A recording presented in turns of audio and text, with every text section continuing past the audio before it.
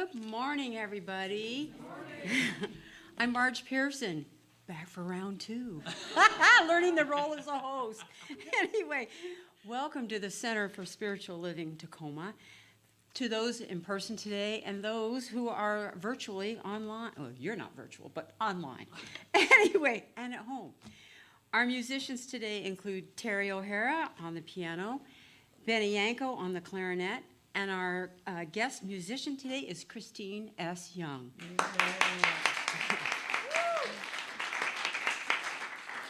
Our audiovisual team, Erik Perrohe and Ronald back up in the archives there. And our practitioners today, Bev Holland on platform, and Mona Williams is holding High Watch virtually. Let's see, and today's message is given by Laura Lee Bentle. If you're here for the first time today, we're glad you've chosen to come and visit us, and we'd like to acknowledge you being here. We are a friendly, handshaking, meet and greet community, yet we recognize, respect, and that not everyone is so gregarious. If you're comfortable raising your hand, please do so that we may welcome you. Yay. Thank you.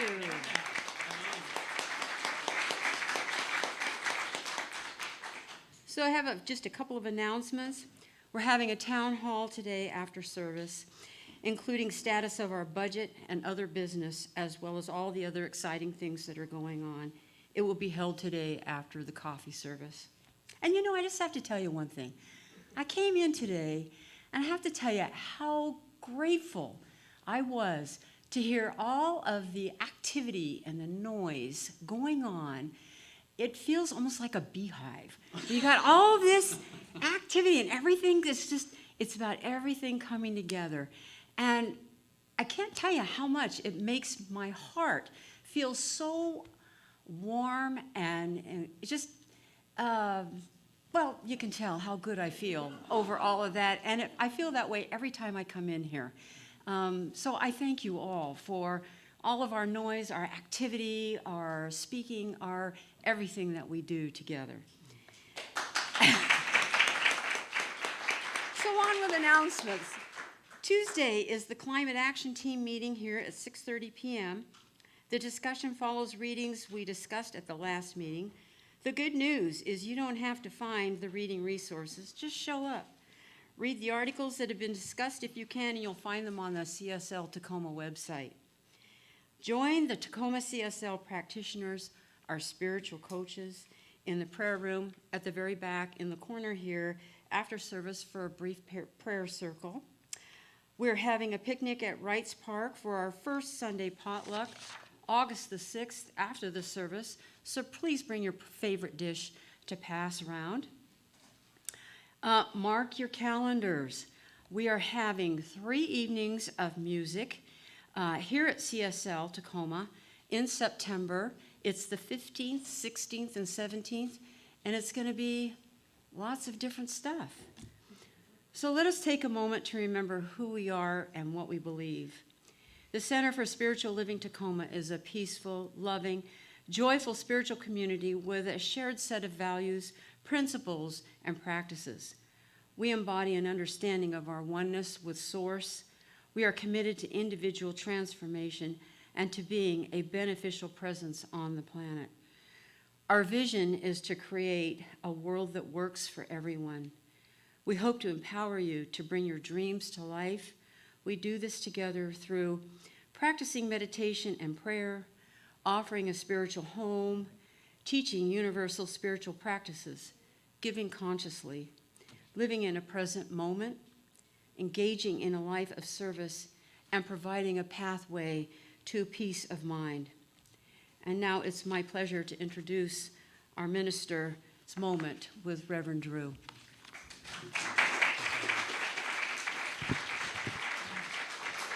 Thank you, Marge. That's beautiful. It's a joyful noise. And that's one of the first things I want to mention is we are having a 3-night special concert series here called A Joyful Noise. And it's going to be fabulous. There are flyers in the back, and you can purchase tickets today on Breeze for this. And it's going to be beautiful. It's going to be packed. We're having Sunrust, Sunny Joe's band, on Friday night. We're having Benny and Terry, who are fabulous. We're going to have the incomparable Jim Valley being here on one night. And then we're going to have Peter Kirkland and Yanni's bass player, which is wild, if you know Yanni. So it's going to be some fabulous world-class music, and we're going to ask all of you to ask your friends to come, because it's a great invite and intro into the center, who we are, and raising a joyful noise unto the world. So please find out about it. There's a QR code. Leslie will be in the back. Is Leslie here right now? Let's just take a second and recognize Leslie for all that she does every single day.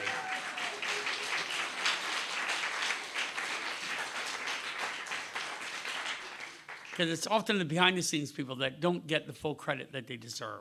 But check it out. It's going to be awesome. A joyful. We're going to raise this roof off. We're going to have to repair it. Then we're going to have to do another fundraiser to repair the roof. So get ready.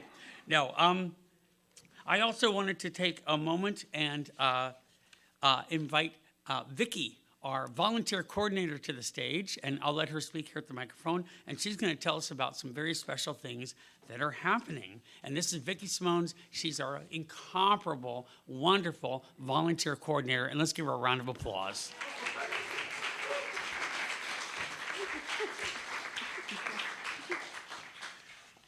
Well, I better perk up here, because with that kind of introduction. Well, that's a good thing for me to lead into here, that it was just 3 months ago that I said yes to this new idea of being a volunteer coordinator. My task is to clarify and facilitate processes, encourage participation, help resolve any hurdles you may encounter, keep your confidences, confer with our senior minister, and coordinate with our director of operations in furtherance of our goals. I also want to be sure that each of you finds your particular interest and can express your joy through participation on one or more of our wonderful teams.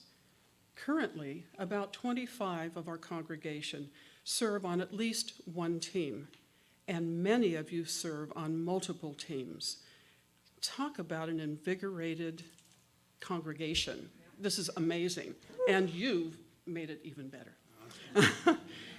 You already know that CSL-Tacoma, we have a thriving, joyful, devoted, and caring group of volunteers, which includes our practitioner corps and our board of directors. Each of you sharing your talents across a dozen different teams. From a singular devotion to group efforts, to joyful events and bountiful fundraisers, to informative posts on our social media and e-newsletter, to physical labor, to the ritual of the offertory, to Sunday service announcements, to tending our building, to brewing fresh coffee, and helping our members in need. We all are participating and thriving through these wonderful expressions of our commitment to our center, and this is helping us build our beautiful community. I hope that if you're not currently serving, that you will say yes. And talk to me, meet with me at the end, I was going to say of service, but now it'll be the end of our meeting today, our town hall, and sign up for one of these teams where you can solidify friendships, meet new people, and just have a lot of fun.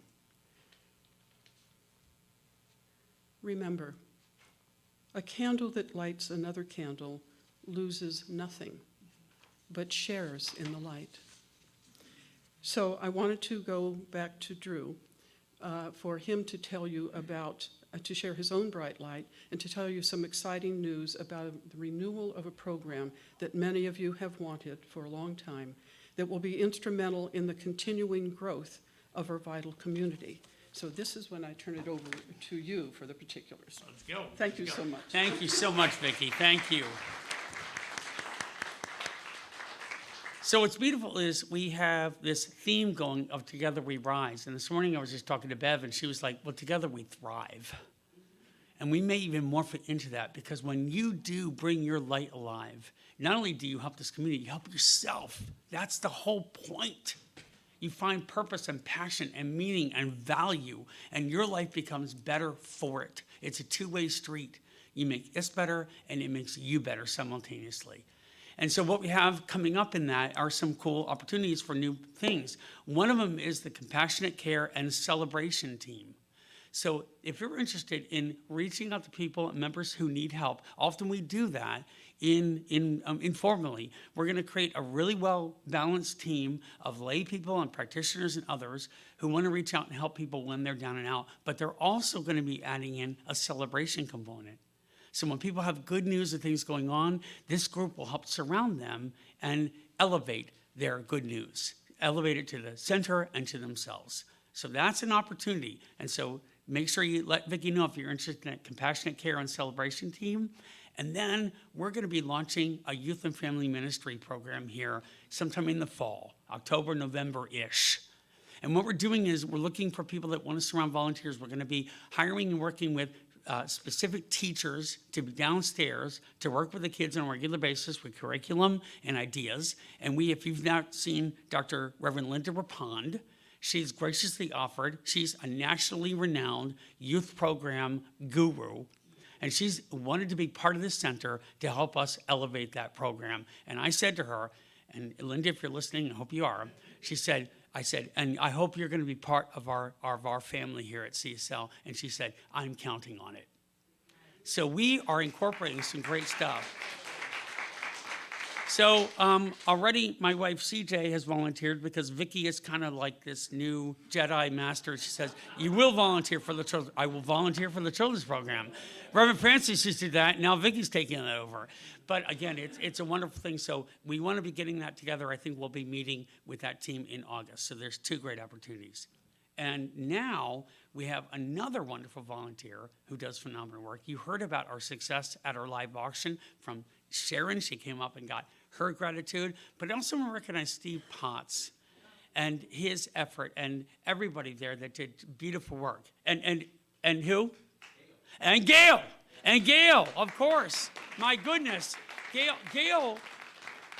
is one of those silent partners with us, and we just have so much love and appreciation. She has such a high degree of intelligence and wisdom and insight, and she and Steve are a powerhouse team. So we heard about the success and the wonder, Steve. We just really wanted to acknowledge from you two a great hearty thanks for all your efforts as well. So thank you.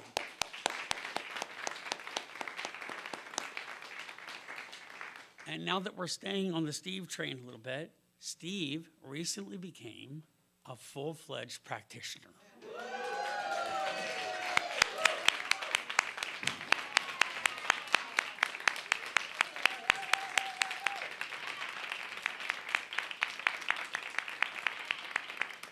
And let me tell you, it's a journey, but it's a fabulous journey. It's a journey I went through before I went to ministerial school. It's a journey that many of us have gone through. All the practitioners, take a second and raise your hands that are here right now. Yes, and ChristinEss is also a practitioner. And it is money in the bank for your spiritual development. And so if you have an interest at all in that, Bev's going to talk about that more at the town hall, to come see us and see the people who really do that, because it's a journey like no other. You will open up, you will find your divine path, and you will walk toward the spiritual light. So, Steve, would you please come up? We're going to take a moment and honor you. And Bev has a couple of things to say to recognize you as well.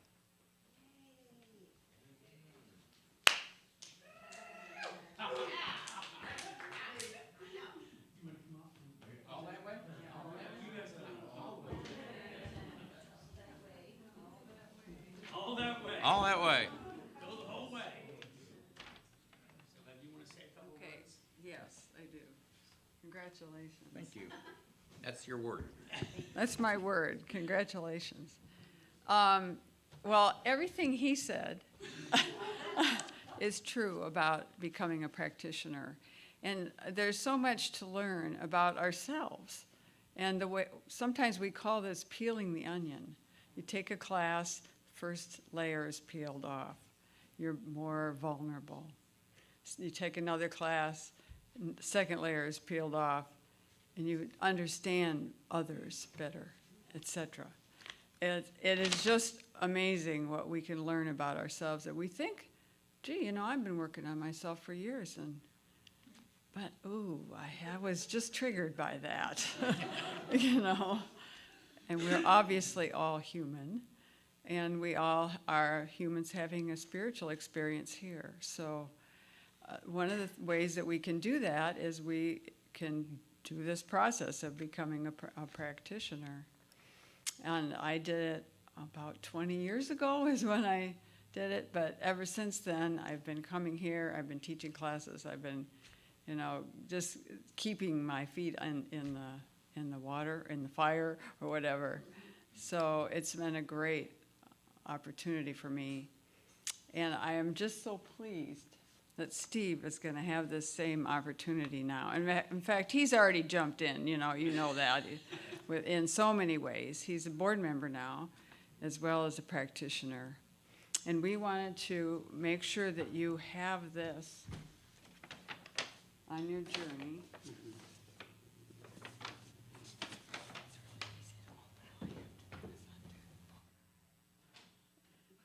You sure this isn't a jack-in-the-box thing, right? Surprise. A snake? A stool. He gets his stole. I'm short, so this is probably going to hang down to my feet.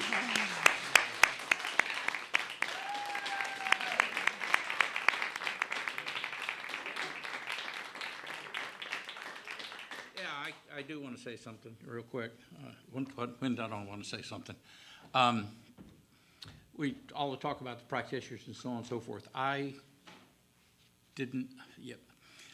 been a practitioner since 2005.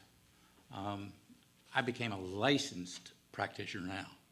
There's a difference. I've been a practitioner. We're all practitioners. We're here we're practitioners. I took classes not to become a practitioner. I became a practitioner because I took the classes, or is that vice versa? It doesn't matter. I'm out there. That's part of my practice. Part of my practice is coming here. Part of my practice is serving on the board. Part of my practice is volunteering. That's my practice. That's your practice. How deep you go into that is your choice. But like everybody said this morning, it is really, really rewarding. Yeah, I found out who I am. And I've been searching for that for all my life, and I get teared up when I think of that. I found out who I am because I'm a practitioner, because I entered this program. So that's all I got to say.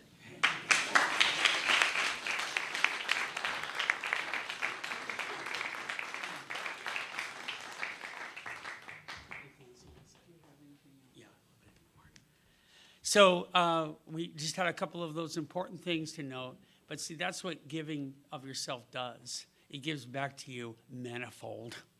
That's the art of manifestation and reciprocity. You put in, you get back. It just keeps, that's affluence, is the flowing up. That's abundance. It keeps spiraling up.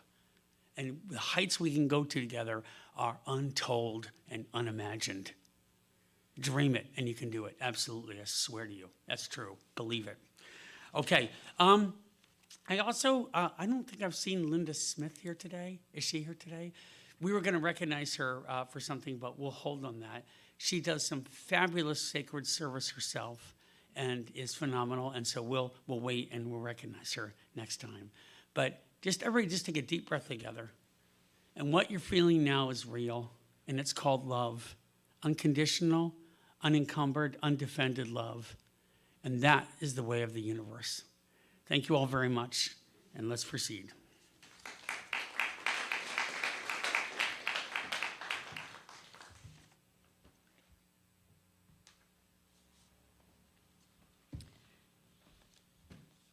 I invite you to close your outer eyes for our meditation and opening prayer. And again, let's just take a deep breath. I just feel the energy in here. It's just palpable. And that is spirit.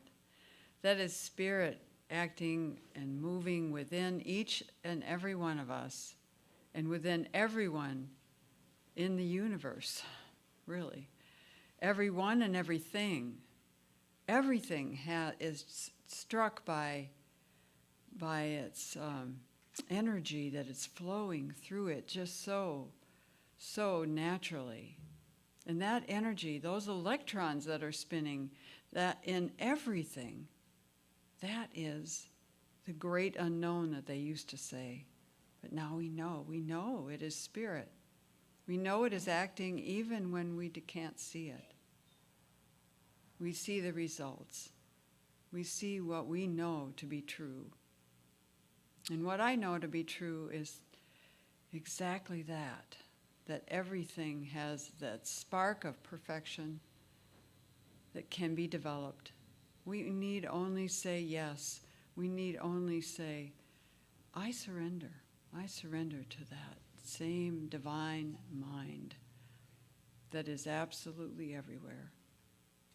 And I know that it will take me and work with me and allow me to be my better self all the time. So I just take another deep breath and just go a little bit deeper. Recognize the soul of the universe is that same spirit, that same truth, that same higher power that we have, that we all have within us. And so I'm so grateful knowing this today, walking outside, knowing that it's a beautiful day here in the Northwest. We are so fortunate. And just knowing that Spirit is always here, in the dark times as well as the light. Spirit is always willing to help and be there for us. So once again, I'm just grateful for all these words that have been spoken today. And so it is.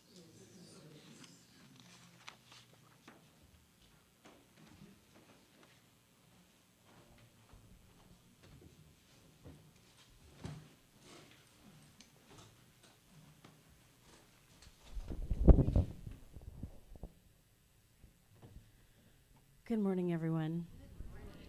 For our opening song, I would be so happy if you could all help me sing it. So it's a bit of a call and response. So when I sing to you, let there be peace, you'll sing, I am a stand for peace. And when I say, let there be joy, you'll sing, I am a stand for joy. And when I say, let there be love, you'll sing, I am a stand for love. And then together, we're going to sing, we are making a new world now. And we'll do it several times. So if you don't get it right in the first time, no worries. We get to practice, so it'll be great. For years I would talk about how I wanted to change the world, but I always left it up for someone else to do. But then I finally realized I needed to take a stand, and that by changing my thinking I could change my life, and that's how we could change the world. So let there be peace, I am a stand for peace. Let there be joy, I am a stand for joy. Let there be love, I am a stand for love. We are making a new world now. Let's sing that again. Let there be peace, I am a stand for peace. Let there be love, I am a stand for love. Let there be joy, I am a stand for joy. We are making a new world now. Let there be peace, I am a stand for peace. Let there be love, I am a stand for love. Let there be joy, I am a stand for joy. We are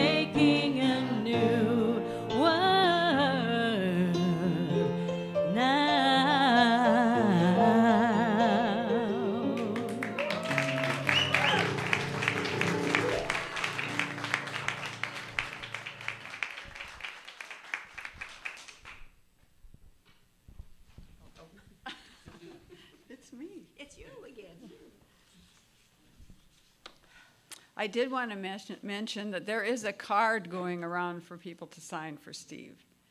I don't know who has it right now, but we all congratulate you. You make this whole congregation better, just as each one of us makes this whole congregation better. So in looking at the readings today, because there's humor and laughter in there, I thought it might be nice to share a little bit of laughter. But it's serious as well, because I don't know about you, but for me, laughter is actually part of my spiritual practice. I don't want to be too somber all the time. I know, they think of me as somber, right? Yeah. So first, I want to read a more serious one, which is from Ernest Holmes. Freedom from Stress, the Art and Science of Creative Thinking is where this came from. Oh, and I wanted to let you know that I edited this passage to apply to all genders. Back in the time of 1920s, 1930s, when Ernest Holmes was practicing, that was the style of writing, was to use the word man, and we know that there's more than man. Anyway. Let us learn to be happy, even in the midst of unhappiness, to laugh, even in the midst of tears, to believe, even in the midst of unbelief. The one who does this is the one whose foundation is certain. They are the people whose thought is firmly centered in the invisible essence of reality and finally comes to enjoy its abundance of all good things. This was a little poem written by Carolyn Birmingham. A smile starts on the lips. A grin spreads to the eyes. A chuckle comes from the belly. But a good laugh bursts forth from the soul, overflows, and bubbles all around. You remember that one? Yeah. And then an old proverb, if you're too busy to laugh, you're too busy.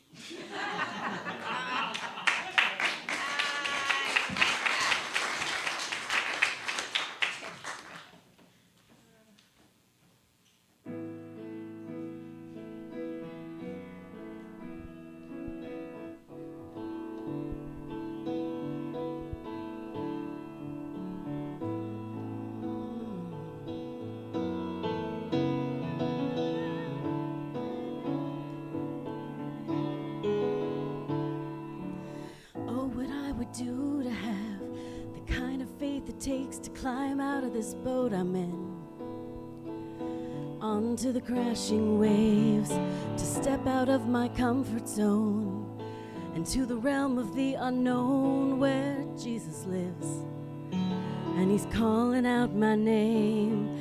But the waves are crashing down on me and they're calling me, laugh at me, reminding me of all the times I tried before and failed. The waves that keep on telling me time and time again, girl, you'll never win.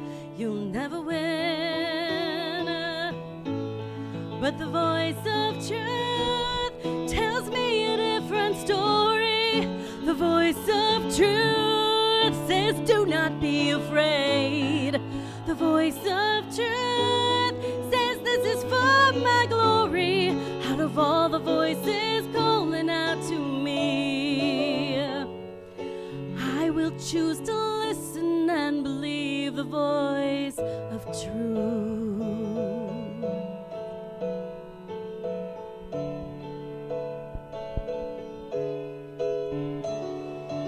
Oh, what I would do to have the kind of strength it takes to stand before a giant with just a sling and a stone, surrounded by the sound of 1,000 warriors shaking in their armor, wishing they'd had the strength to stand. And the giant's calling out my name and he laughs at me, reminding me of all the times I tried before and failed. giant keeps on telling me time and time again, girl, you'll never win. You'll never win. But the voice of truth tells me a different story. The voice of truth says, do not be afraid. The voice of truth says, this is for my glory.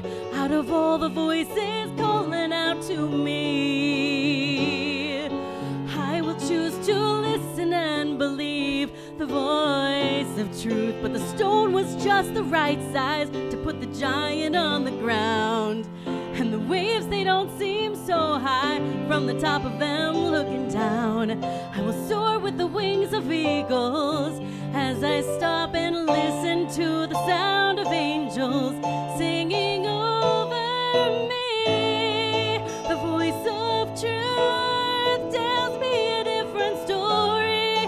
The voice of truth says, do not be afraid. The voice of truth says, this is for my glory.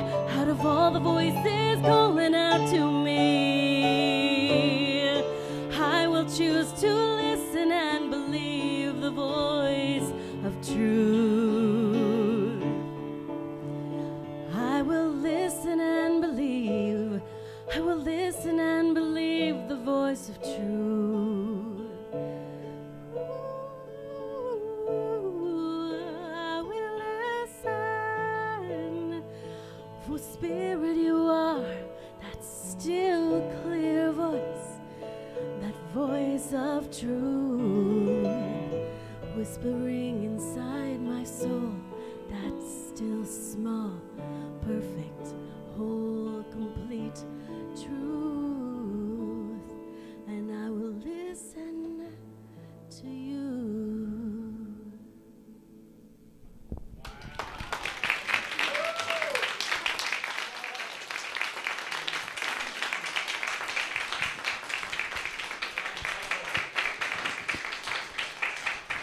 That's some joyful noise, y'all.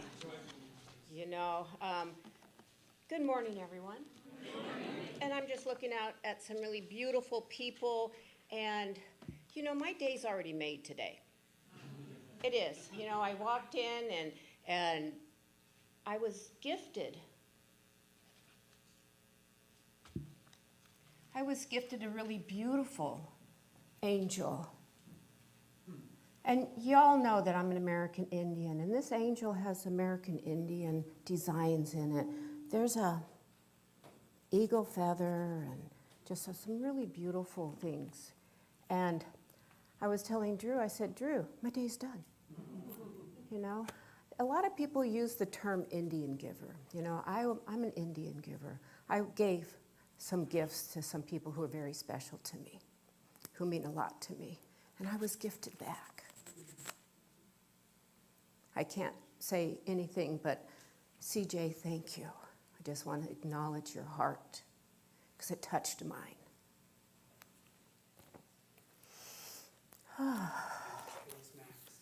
Oh, did I say Max or did I say CJ? Oh, well, I love her too. What can I say?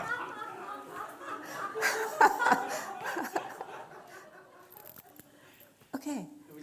It was Max's art. Right? I know.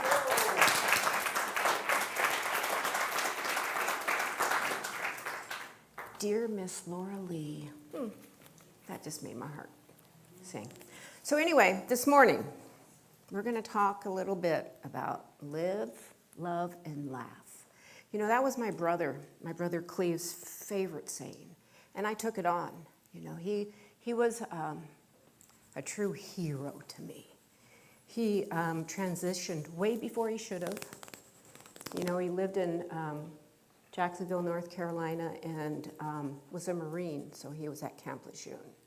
So he got cancer that just ravaged his body, you know, but he never stopped laughing. He never stopped living, and he never stopped loving.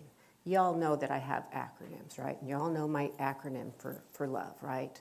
We're just gonna leap in, open up, value each day with enthusiasm.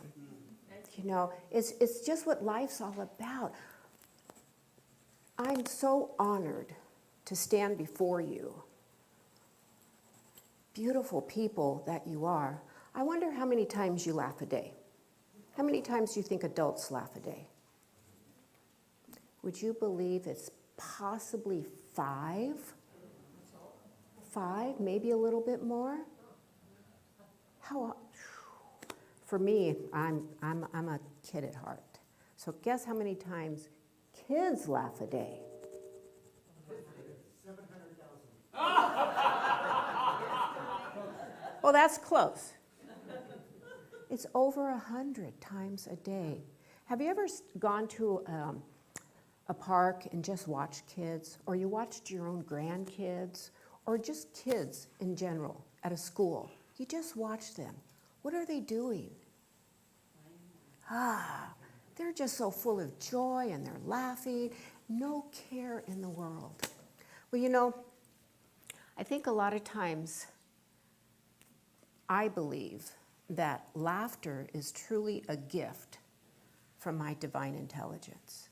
Can you imagine how, well, let's just say, your God, your Creator, must feel when He hears His children laughing, just laughing?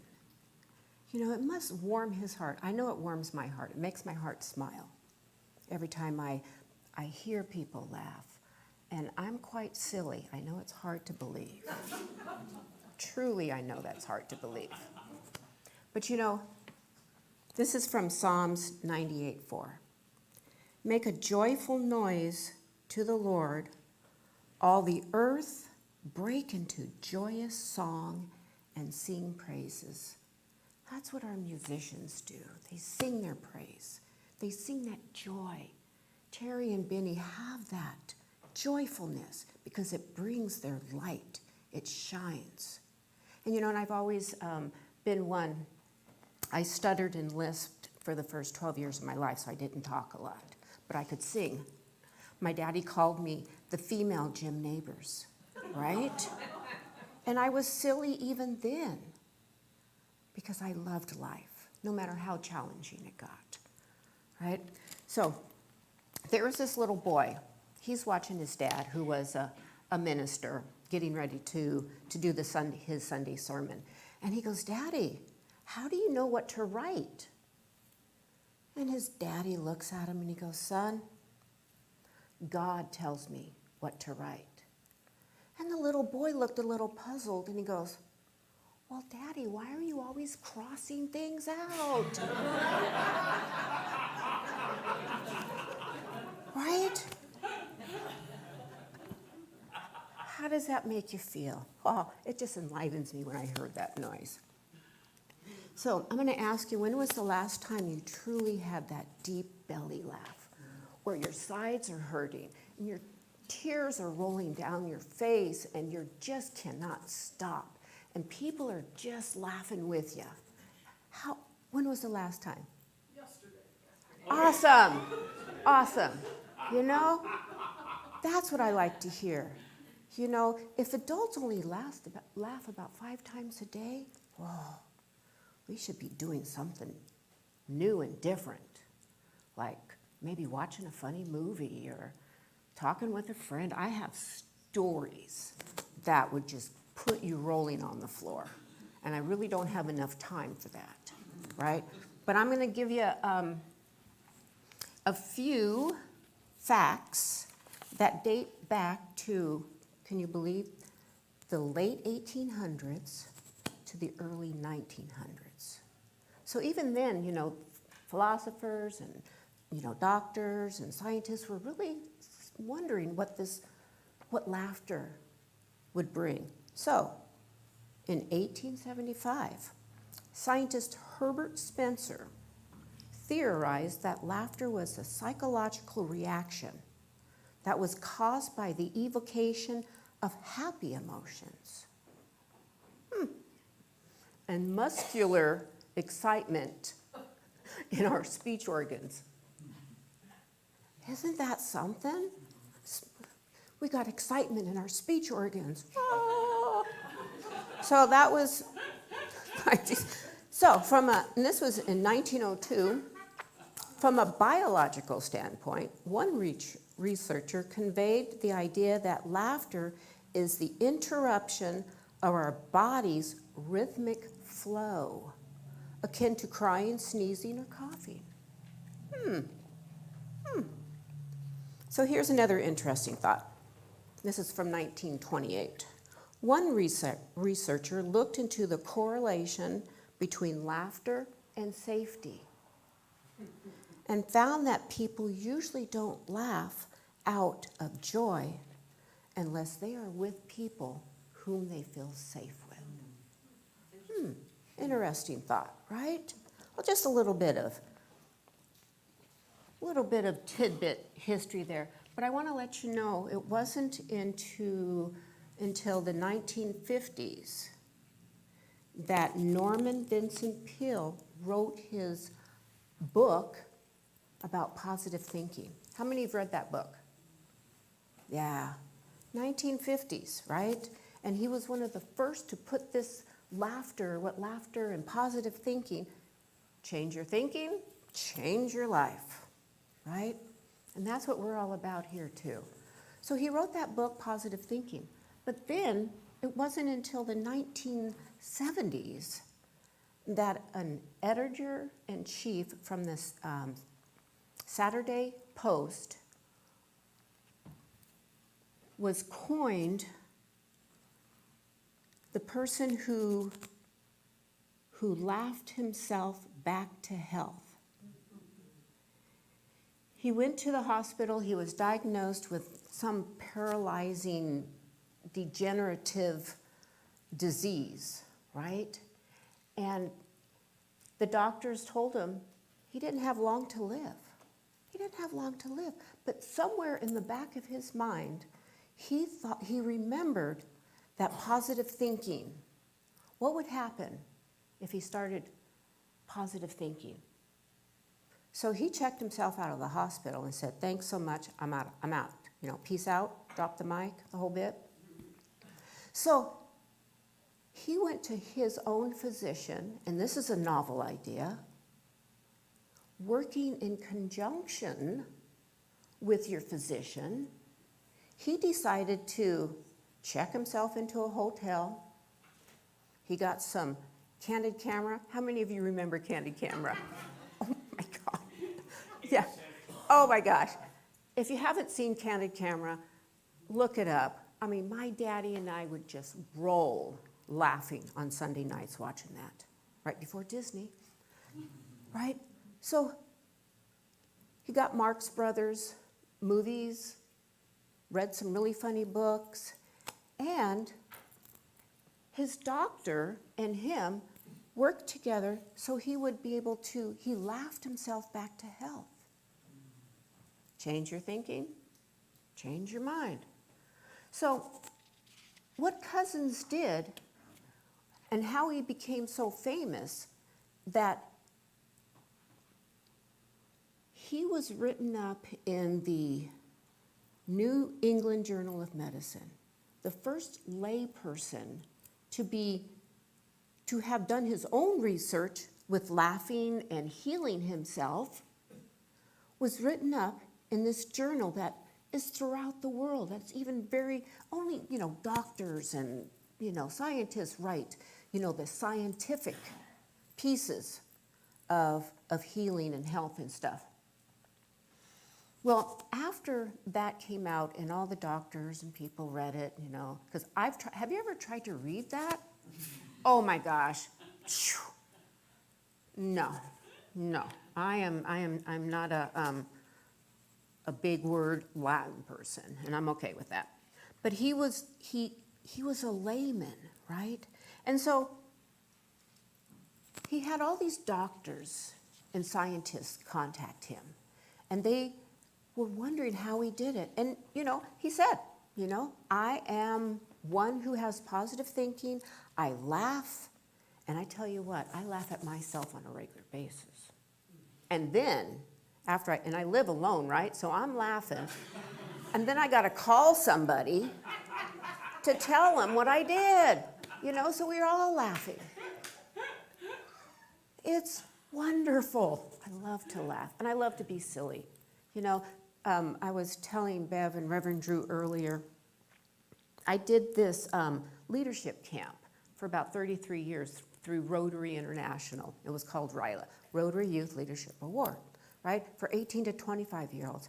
And my dear friend Debbie Dawkins and I, we would be walking to the dining room, and we would just start laughing. Just start laughing out of no reason. We would walk into the dining room with all these young kids, and we're laughing, and all of a sudden you'd hear a few laughs. Few more laughs. And then we would just get our breakfast and go sit down, and they couldn't figure out why were they laughing. So they'd have to come up and ask us, right? So we told them, just laugh. Just laugh and see how contagious laughter is. It truly is contagious. I mean, I'm sure we could do an experiment. If we started laughing, how many of you would join in? Try that with your family. Try that.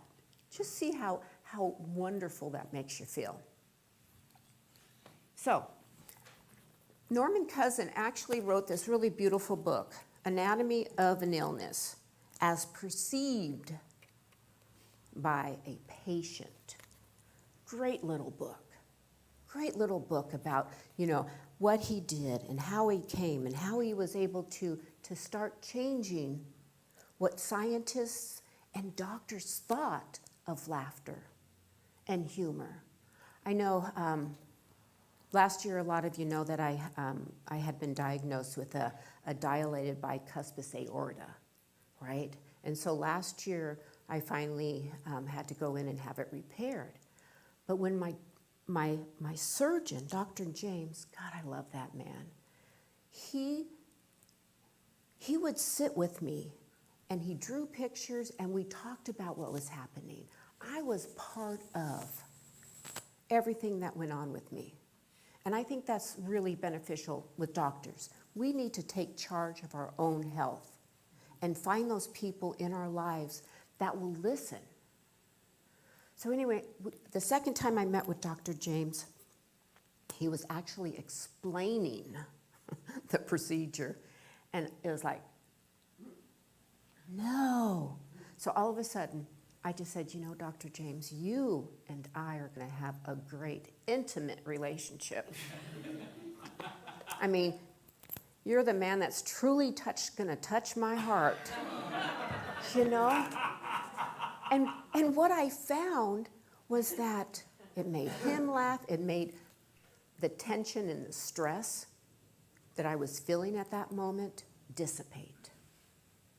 Because laughing reduces anxiety and stress. That cortisol thing that people talk about, the hormone, right? And it makes you feel better. How many times I see your dress, and just it brought me so much joy, because there was a little guy, I was a guardian ad litem, I spoke for abused and neglected children, and there was this little guy that was born, and he spent the first year in the hospital, and I helped him find his forever home. And earlier this year, he was 7 years old, and he had Down syndrome, and just, he had like 3 heart operations prior to his 1 year. And he was just this joyous little boy, right? And I got a call from Laura, and he had passed. He fell asleep and he didn't wake up. And she honored me with going and being at the service, his celebration for life.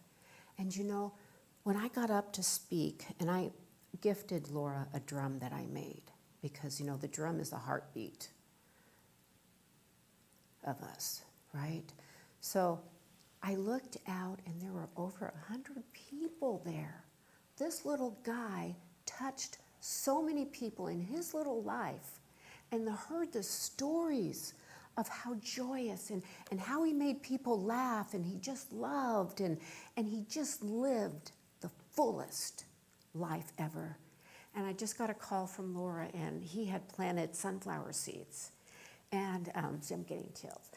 And they're growing. And she said that those flowers bring them so much joy. You know, the littlest things can bring so much joy to you. And laughing, oh my gosh, can even bring more joy. You know, I love to tease my daughter, who's almost 50. We'll be in a grocery store, and she's in line in front of me, and I'll go, hey, lady, come on, move. I got to get going here. Come on, you know. And people are looking, and then we start laughing, right? Just fun stuff. So remember that laughter is healing. Laughter is healing. It takes stress away. And I know that you've gone to celebrations of life, and you talk about the person who transitioned, but you remember the good, and you laugh. You know, sometimes for me, laughter takes my sadness. It just takes my sadness away. It takes whatever's going on in my life away. You know, I spent that 18 days in the hospital last year, and I would hear the nurses and technicians out there laughing and stuff, and they gave me this little heart pillow. And so I would hold it because I just wanted to laugh so much. So much I just wanted to laugh. And I couldn't because it really hurt. You know, it really did hurt. So, but I was joyful. I became very content because the phlebotomist that came in and took my blood every morning at 3 o'clock, you know, I'm sleeping, don't you know? She was funny. She made taking my blood joyful. Right? I wouldn't have not gotten through those trying times. I mean, still to this day, trying times, if it wasn't for my laughter, if it wasn't for being joyful. The word joy is all over my house. All over my house. Because sometimes I just have to be remembered, you know. Did you laugh today, Laura? Ask that question yourself. I would like to ask you this week to pay attention. Pay attention how often you laugh in a day. How often you may be silly. Who makes you laugh?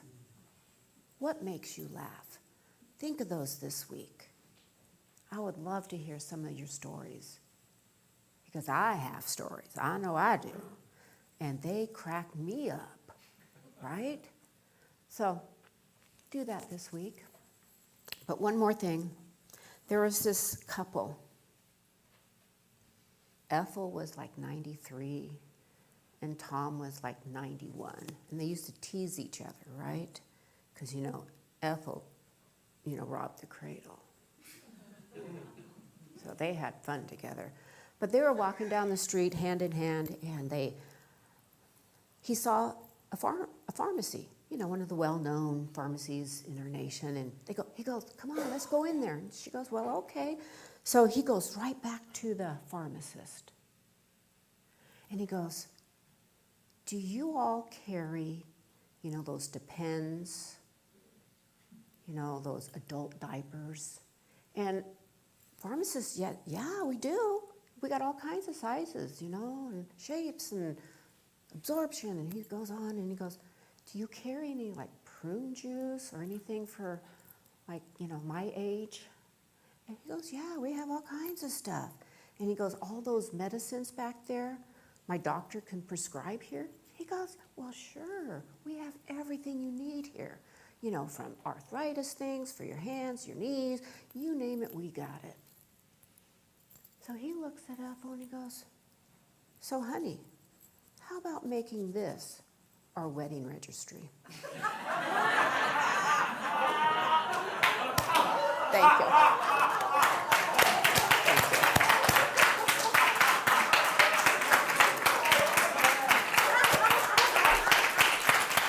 That's what I love to hear. That's what I love to hear. That's good. Thank you.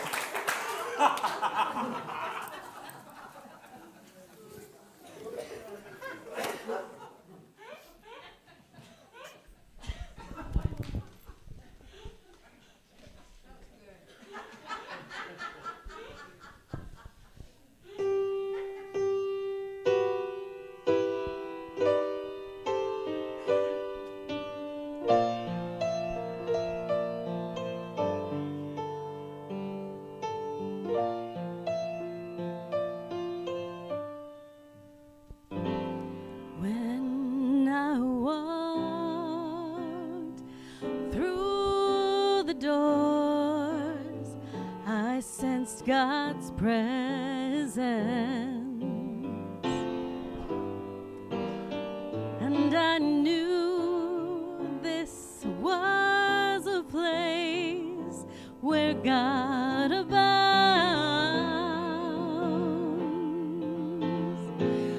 For this is a temple, the God we love abides here.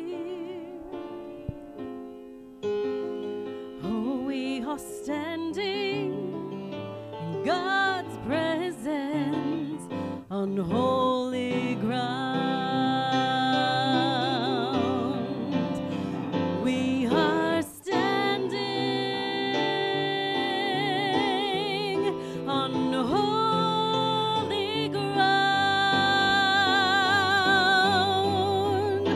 And I know there are angels all around.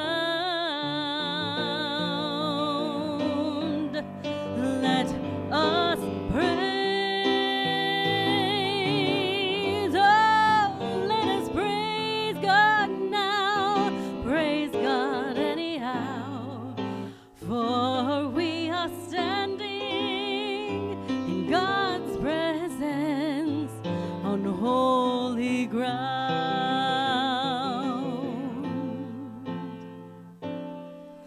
In God's presence, I know there is joy beyond all measure. And at his feet, sweet peace of mind can still be found. For when we have a need, God is still the answer. Oh, reach out and claim it, for we are standing on holy ground. Oh, we are standing on holy ground. And I know there are angels all around, all around. So let us praise God anyhow. Oh, praise, for we are standing in God's sweet presence on holy ground. Let us praise, oh, let us praise God now, praise God anyhow, for we are standing in God's presence. Oh, we are standing in God's presence. Oh, we are standing in God's presence on holy ground, on holy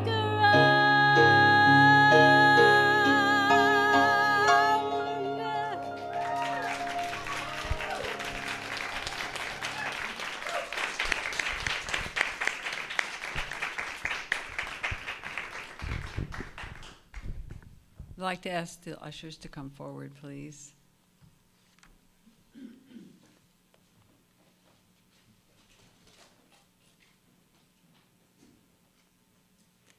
Please join me in the love offering blessing.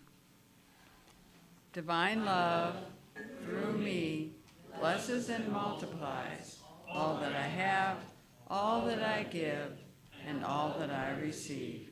Thank you, God, and so it is.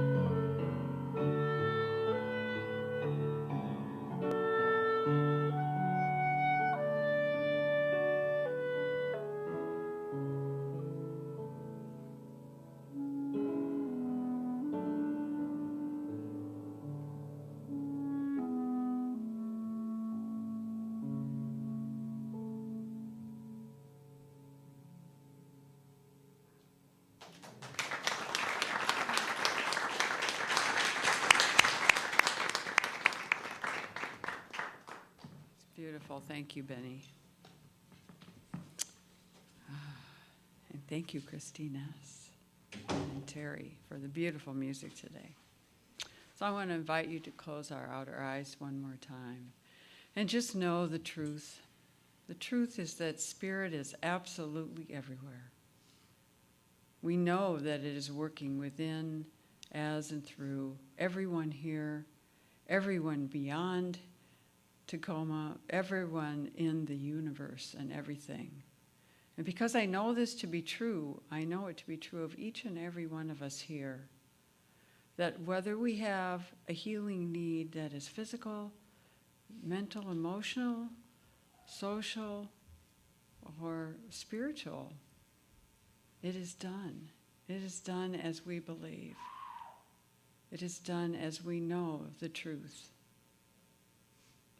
And we are able to use humor as part of our healing, allowing it to just bathe us with that humorous glow, that silliness, that ability to just be ourselves whenever and wherever we are.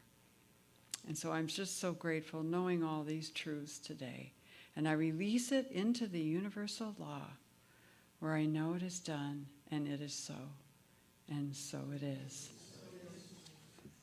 I want to invite you to stand and sing the final song with us.